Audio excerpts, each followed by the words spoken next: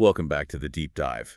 Today you asked us to take a look at some key lines from the Tao Te Ching. That's right. And our goal really is to unpack some of the core ideas in this ancient text, see what relevance they might have for us today. Yeah, it's a foundational text for Taoism, traditionally linked to Lao Tzu.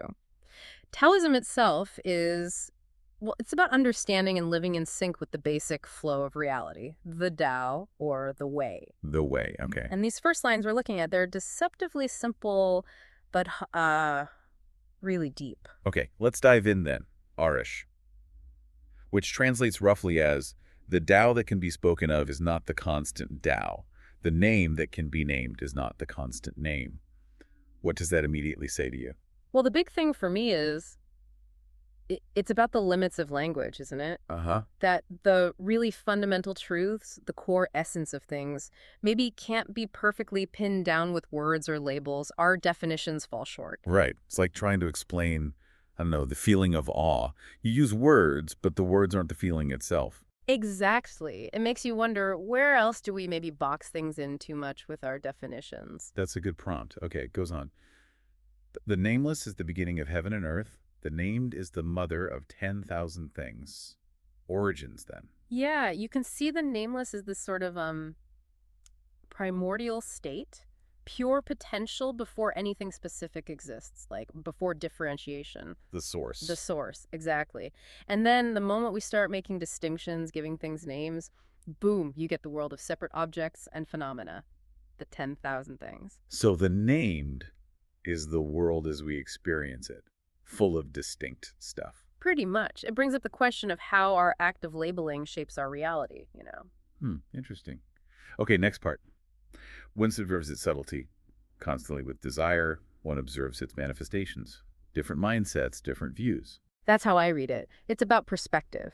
When you let go of wanting a specific outcome, maybe you're more open. You can see the subtle undercurrents, the intricate connections, the sunburst subtlety. Okay. But when you're really focused on a goal, driven by desire, your attention narrows.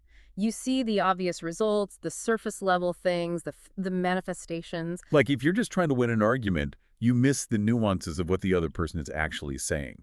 Perfect example. You're focused on the manifestation of winning, not the subtlety of understanding. Got it. Okay, the last bit here. A's two emerge from the same source but have different names. Both are called profound. Profound and again profound. The gate to all subtleties.